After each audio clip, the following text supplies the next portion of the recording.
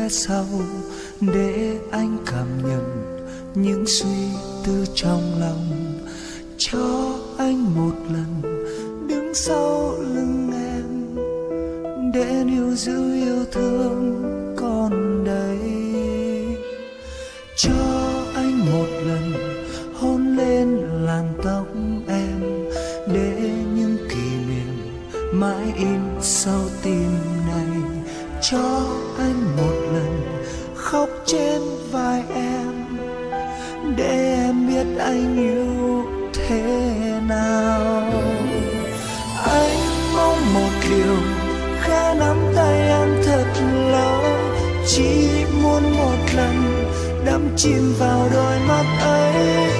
Anh luôn là người dõi bước theo em ngày đêm, dẫu bên em không một ai khác.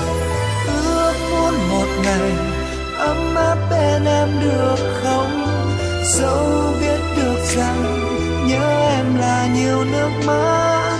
Cho anh một lần ghé sát tai em và nói anh chúc em luôn hạnh phúc.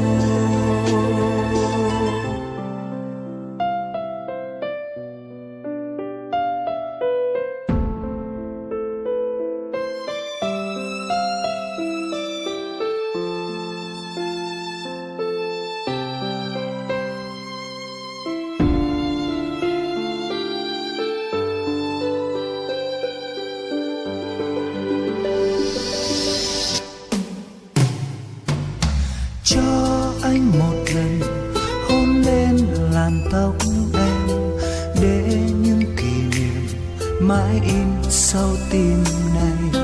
Cho anh một lần khóc trên vai em để em biết anh yêu thế nào.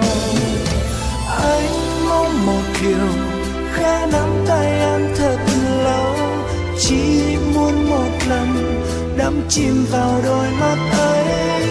Anh luôn là người dõi bước theo em ngày đêm, dẫu bên em không một ai khác. Ước muốn một ngày ấm áp bên em được không, dẫu biết được rằng nhớ em là nhiều nước mắt. Cho anh một lần ghé sát tai em và nói anh chúc em luôn hạnh phúc.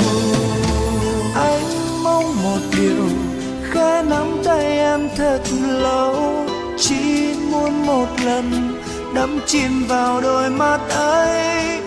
Anh muốn là người dõi bước theo em ngày đêm, dẫu bên em không một ai khác.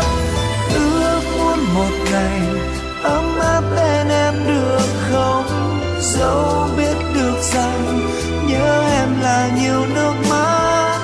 Cho anh một lần ghé sát tai em mà nói anh chúc em luôn hạnh phúc. Cho anh một lần ghé sát tai em và